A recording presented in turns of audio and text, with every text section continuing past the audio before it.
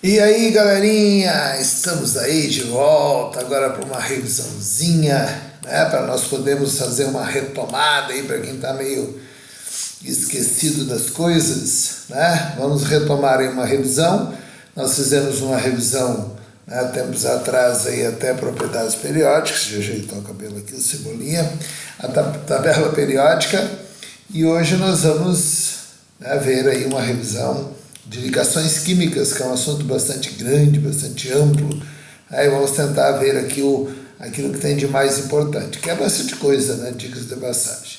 Primeiro, lembrar a diferença aí, pessoal, entre as ligações. A iônica, que ocorre entre metal e não metal, se caracteriza pela transferência de elétrons do metal para o não metal, ou do metal para o hidrogênio, mas se nós considerarmos que o hidrogênio é não metal, lembre-se, né? Então o metal vai perder, a metal vai ganhar, forma-se um íon positivo e negativo, que é o cátion e o ânion, e aí vai ocorrer entre eles a atração, uma atração chamada atração eletrostática, que é a mais forte de todas as ligações, o que faz com que todo composto iônico seja sólido. Então, para ser iônico tem que ser sólido nas condições ambientes, altos pontos de ebulição, conduz a eletricidade no estado líquido, derretido, fundido ou em água, não conduzem no estado sólido, são considerados isolantes térmicos e elétricos, e a maioria deles são solúveis em água.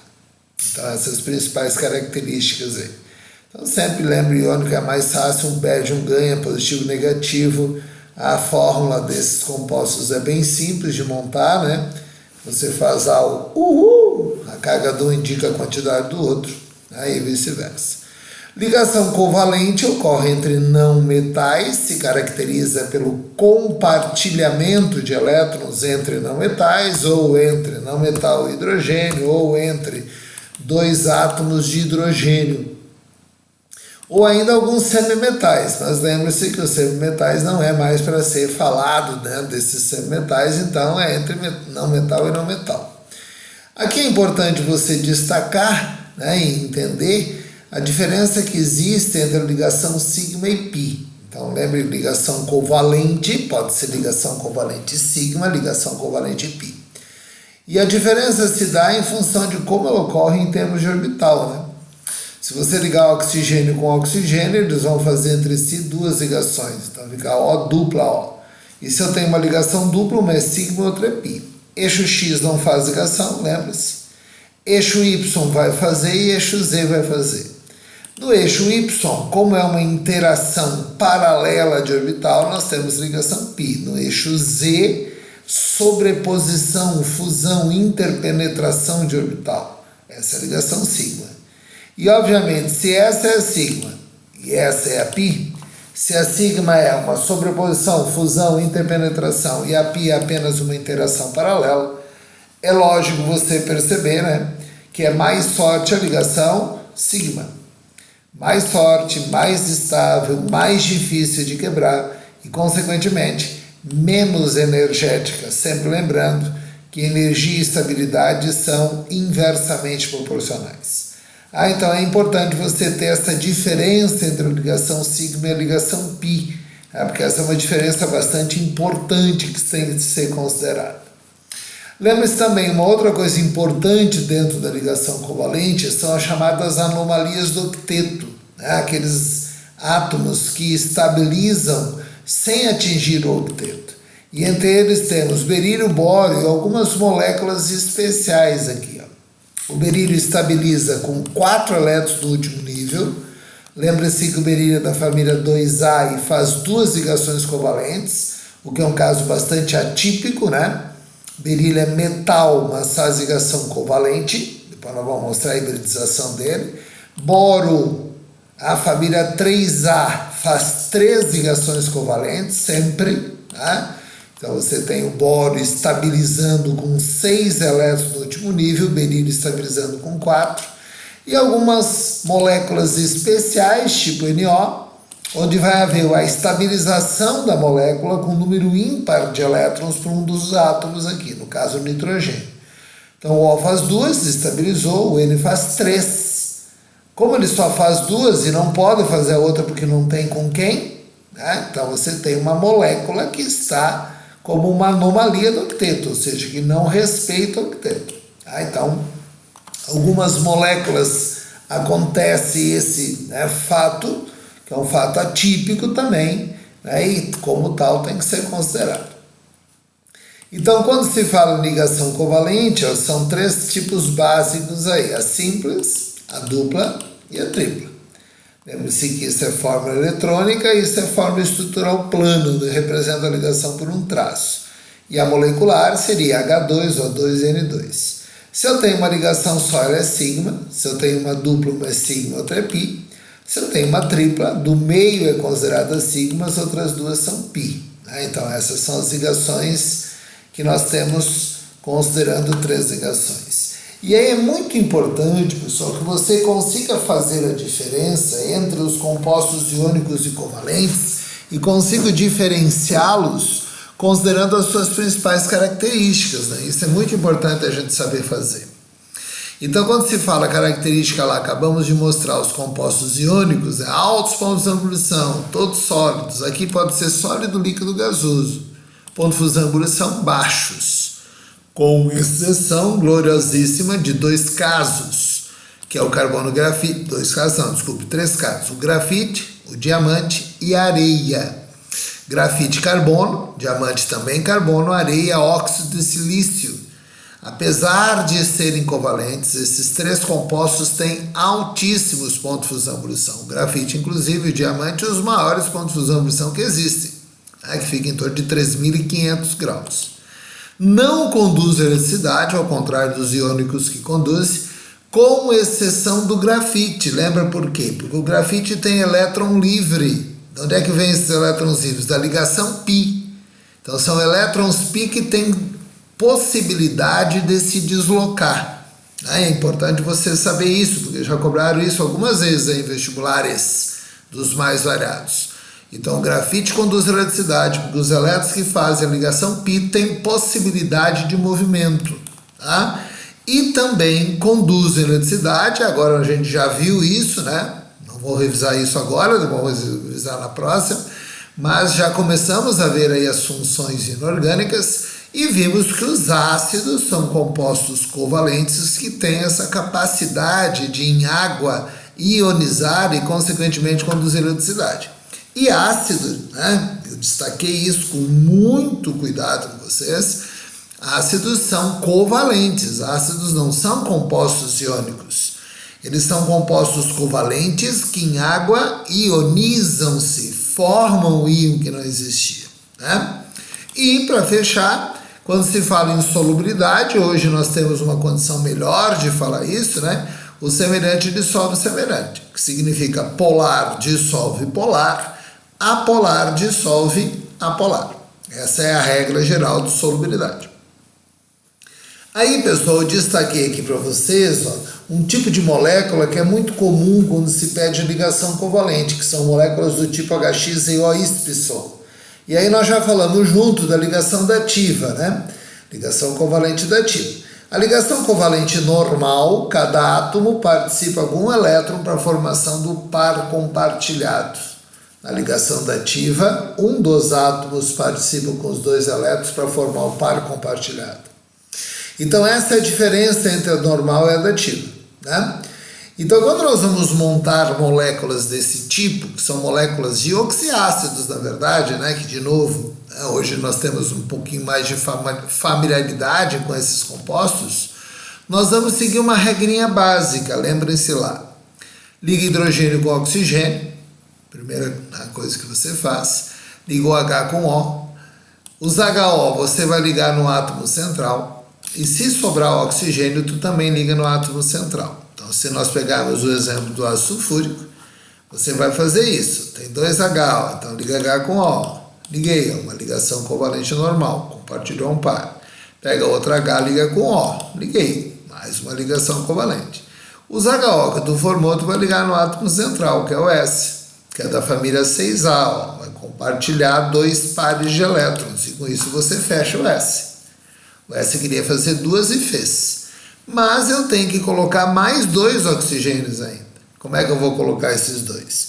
Então lembre-se, sempre que um átomo tiver par de elétron aqui livre, que são os chamados pares de elétrons da camada de valência, da última camada, esses pares de elétrons podem ser usados para fazer essa tal de ligação dativa, onde o átomo de enxofre vai usar os 2 elétrons para fazer a ligação. Então o oxigênio entra sem nenhum, ele entra com os 2. Então isso é ligação covalente dativa. Um dos átomos participa com os 2 elétrons.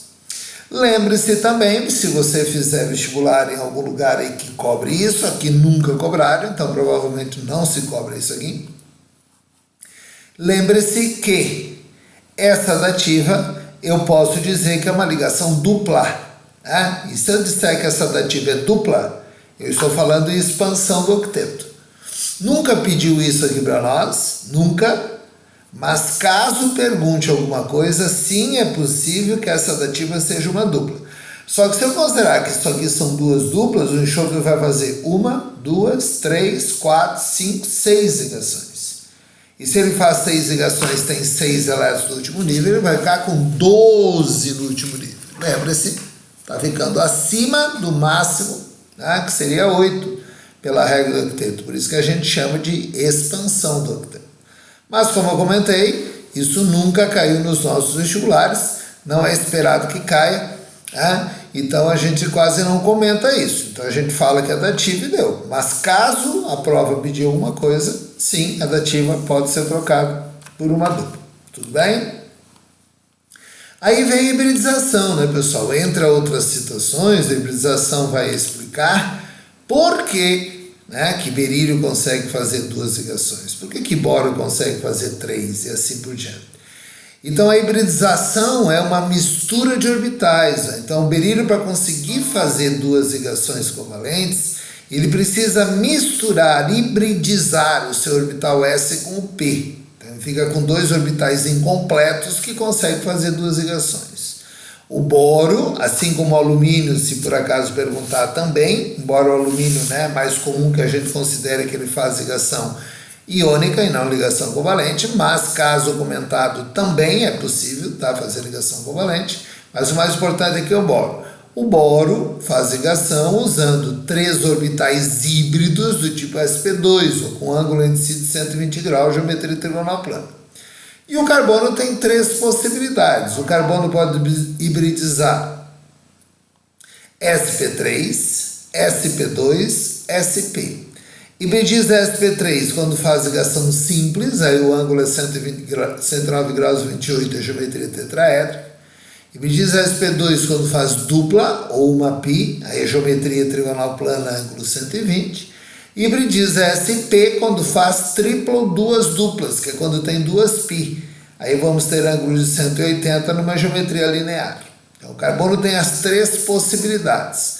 Junto com o carbono também hibridiza sp3 o silício e o germânio. Então vou colocar ali para vocês, olha lá. Hidrogênio é o único cara que faz ligação com orbital S. Berílio faz ligação com orbital sp. Boro, em alguns casos muito específicos, o alumínio é sp2. Carbono, silício e germânio sp3, quando faz carbono simples, e silício e germânio sempre. Carbono sp2 quando faz dupla, carbono sp quando faz tripla ou 2 duplas, e todos os outros que não são esses aqui vão fazer ligação com orbitais p. Então, se eu te der uma molécula desse tipo, o que tu tem que saber? Qual é as hibridizações desses átomos que participam aí, que fazem hibridização, qual é o ângulo, qual é a geometria e qual é o tipo de ligação. Então, o carbono que tem tripla, sp, o outro tem tripla sp, esse tem simples sp3, esse tem dupla sp2. Geometria, linear tem tripla, linear tem tripla, só tem simples tetraédrica, tem dupla trigonal plana.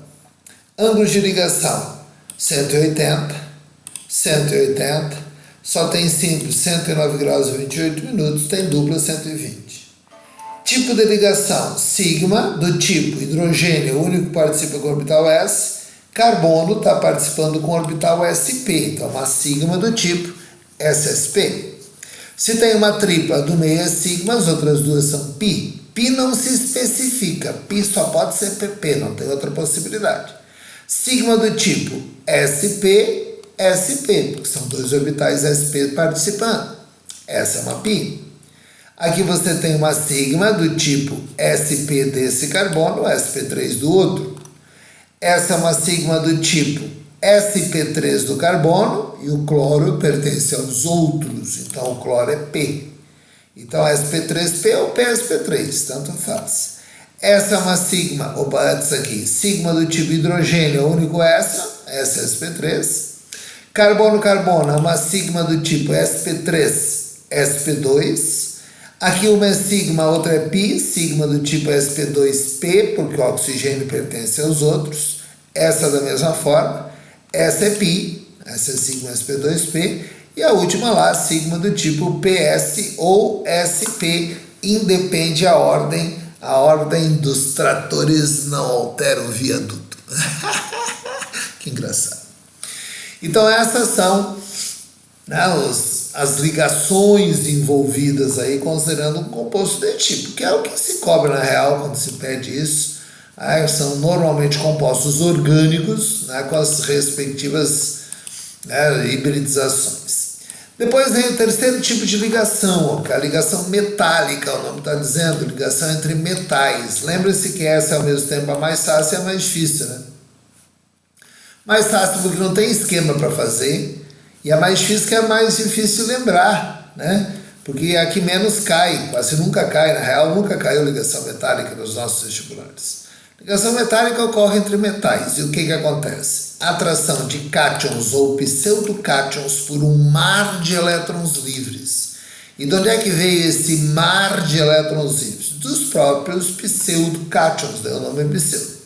Então esses cátions ou pseudocátions atraem esses elétrons que vêm deles mesmos. Então também é uma atração eletrostática, onde você tem uma atração de carga positiva cátion por elétron livre.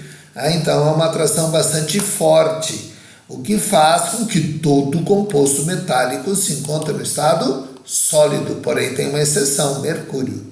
Então perceba que essa ligação ela é quase tão forte quanto a iônica, é a segunda força de atração, a mais forte é a iônica, depois é a metálica. Tem altos pontos de ebulição, tá? Devido a essa forte força de atração, a exceção aí Mercúrio, tem alguns outros elementos, tipo Gálio, Césio, ponto de fusão e ebulição é relativamente baixo, né? Mas são altos pontos de ebulição, como regra geral. Ótimos condutores de calor e eletricidade, né? Em função, principalmente na fase sólida, em função da presença dos chamados elétrons livres. Agora aqui, cuidado, é elétron livre de ligação metálica, ao contrário lá do grafite, que era elétron livre de ligação pi, são diferentes situações, tá? Apresentam brilho metálico, especialmente quando bolidos, né? Reflete muito bem a luz. Elevada densidade, significa volume pequeno tem massa grande, né? Isso é densidade. Resistem às forças de alongamento, então resistem à atração, difícil de arrebentar, por isso que se faz cabos de aço, né? Você dificilmente arrebenta um cabo desse, que essas ligações são muito fortes. Maleabilidade, que é a possibilidade de fazer lâminas, né? Então você consegue transformar esses metais em lâminas. E apresentam ductibilidade, que é a possibilidade de fazer fios, fios resistentes à ruptura, que não se rompem fácil, já tínhamos isso lá em cima. Então essas são as principais características dos compostos metálicos. Então é muito interessante que você saiba fazer a comparação, iônico, covalente e metálico. Então coloquei os três aí na sequência para que você tenha, né, uma noção mais clara do conjunto da obra aí, tá? Então é bem importante. Dentro dos compostos covalentes, pessoal, aí vem a geometria molecular, que é outro assunto que você sabe que também é muito cobrado. E essa geometria molecular obedece à chamada teoria da repulsão dos pares eletrônicos da camada de valência. E o que diz essa teoria? Que todos os elétrons que estão na última camada, que são chamados elétrons de valência, vão influenciar na geometria, façam ou não façam ligação. Então, quando se fala em geometria molecular, você tem que saber que existe dentro do nosso programa de vestibular, tá? Essas possibilidades aqui, ó, que vem de três possibilidades. 2 espaços ocupados, 3 espaços ocupados e 4 espaços ocupados. Se tiver uma ligação só, linear sempre. Se tiver 2 ligações apenas, sem par de elétrons sobrando, também linear. Agora cuida aqui. 3 espaços ocupados. Quando eu falo em 3 pares de elétrons do último nível, podem ou não os 3 fazerem ligação, né?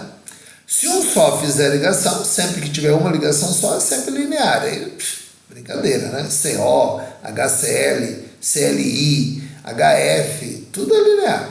Tá? O2, N2, H2, I2, BR2, 2 átomos é sempre linear. Agora, 3 pares de elétrons fez 2 ligações. Fez 2, vai sobrar um par. Esse par não está fazendo ligação, mas está influenciando na geometria, porque daí eu não consigo abrir para um ângulo de 180 porque tem alguém atrapalhando. Então a geometria é angular. 3 espaços ocupados com 3 ligações, geometria trigonal plana. Tudo bem? Aqui, ó, trigonal piramidal. Por que é diferente? A trigonal piramidal também é uma trigonal, também faz 3 ligações. Mas por que é piramidal? Porque agora tem um par de elétrons sobrando, que vem de 4 espaços ocupados. Então, quando eu tenho 4 elétrons do último nível, ou 4 pares de elétrons do último nível, eu estou partindo de um tetraedro. Só que aqui eu posso ou não ter 4 ligantes. Se tiver, tetraédrico. Se tiver 3 ligantes, piramidal. Se tiver 2 ligantes, angular. Se tiver 1, linear. Aí faz uma ligação só, sempre linear. Então essas são as geometrias possíveis, pessoal, para o nosso vestibular. Não quer dizer que não possa cair em algum vestibular e alguma coisa diferente disso, né? Pode, por exemplo, uma bipiramidal trigonal ou trigonal bipiramidal, que é um caso, aliás, de expansão do octeto, PCl5, fósforo fazendo 5 ligações. Então, se tu tiver um XY5, né, alguém fazendo 5 ligações, é bipiramidal. E se tiver alguém fazendo 6 ligações, ela é octaédrica ou bipirâmide de base quadrada.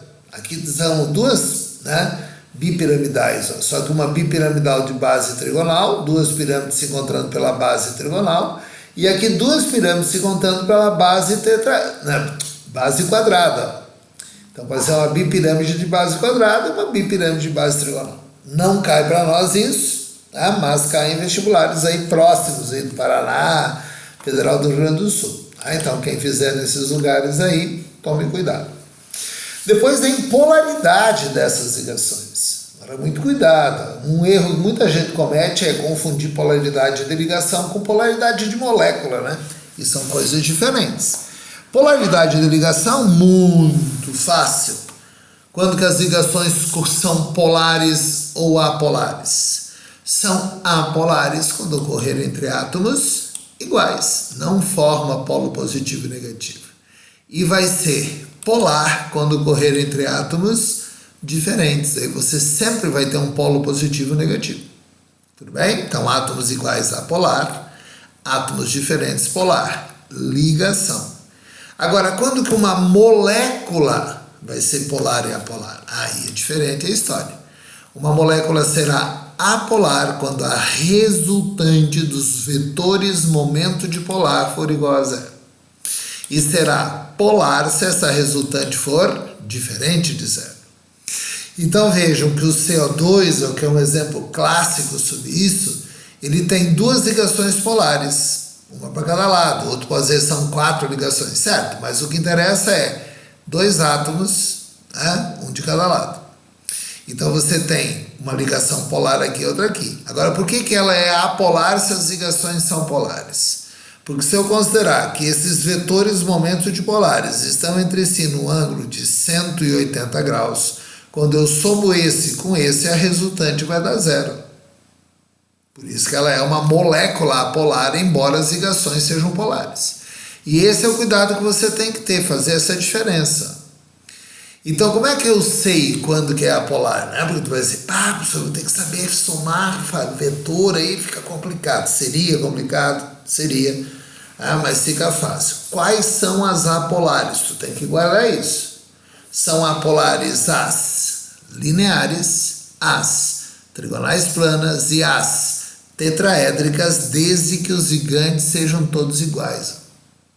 Então, a CO2 tem um O para cada lado, BH2 um H para cada lado. Se tu botar um H aqui e um F aqui, já é polar. Trigonal plana são apolares se os três ligantes forem iguais. Ó.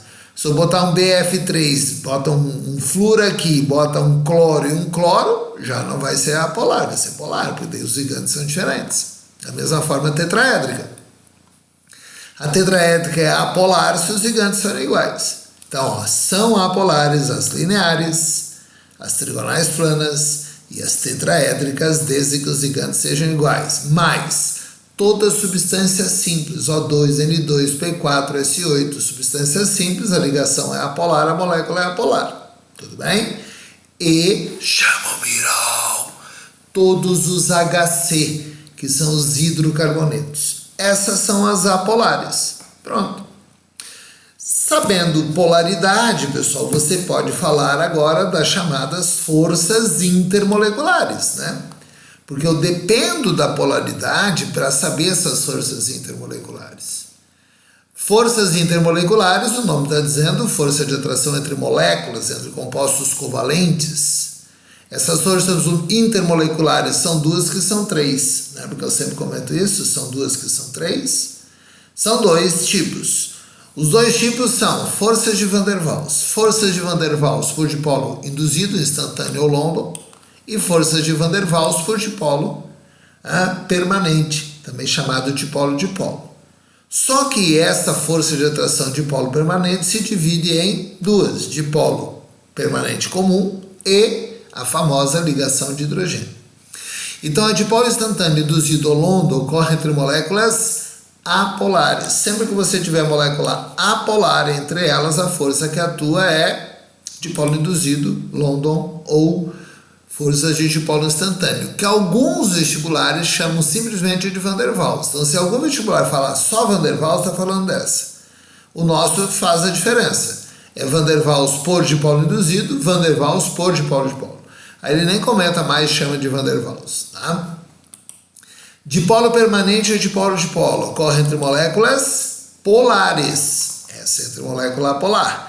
E as ligações de hidrogênio, que são um tipo especial de dipolo-dipolo, ocorrem também moléculas polares, mas moléculas polares especiais, onde o polo positivo está sobre o H e o polo negativo está sobre o FON. Então essa ligação é H-FON, H com F, H com O, H com N. São as três forças, são as três possibilidades que eu tenho de ligação de hidrogênio. Dessas, a mais forte vai ser a mais forte vai ser a última, que são as ligações de hidrogênio. Então, em ordem de força, mais forte de todas, ligação iônica, metálica, covalente, que são as três interatômicas, depois vem ligação de hidrogênio, dipolo-dipolo e dipolo induzido, que é a mais fraca de todas. Entre essas seis, existe uma que quase não se comenta, não existe se você olhar em praticamente os livros não destacam essa força, mas é uma força que tem que ser considerada, que é a chamada força de atração íon-dipolo, que é uma força especial. Não é uma intermolecular, porque não é entre moléculas, é uma força de atração entre um íon e um dipolo elétrico, ou seja, entre um íon e uma molécula, que é quando eu coloco um composto iônico em água, por exemplo. A água polar atrai o íon positivo e atrai também o íon negativo. Essa é uma força de atração íon-dipolo. Tudo bem? Isso vai alterar os pontos de fusão e ebulição das substâncias. Né? Quem tem ponto de fusão e ebulição mais altos são aqueles que têm justamente forças de atração chamadas ligações de hidrogênio. Né? Erradinho ali. Então você tem aqui os pontos de fusão e ebulição das substâncias dependendo de duas coisas: do tamanho da molécula, quanto maior a molécula, maior o ponto de fusão e ebulição, e da força de atração. Então, moléculas que têm massas, né, moleculares aproximadamente iguais, aquela que tiver ligação de hidrogênio tem ponto de fusão e ebulição maior do que aquela que tem dipolo-dipolo, que é maior que aquela que tem dipolo induzido. Agora, se a força de atração é a mesma, quem determina é o peso molecular. Então, dessas quatro substâncias, todas têm dipolo induzido. Então, o maior ponto de fusão e ebulição é o iodo, por quê? Porque é a maior massa de todas. E a outra, moléculas que têm força intermolecular a mesma, peso a mesma. Aí entra os compostos orgânicos, o que muda é o tipo de cadeia. Quanto mais ramificada for a cadeia, menor é o ponto de fusão e ebulição.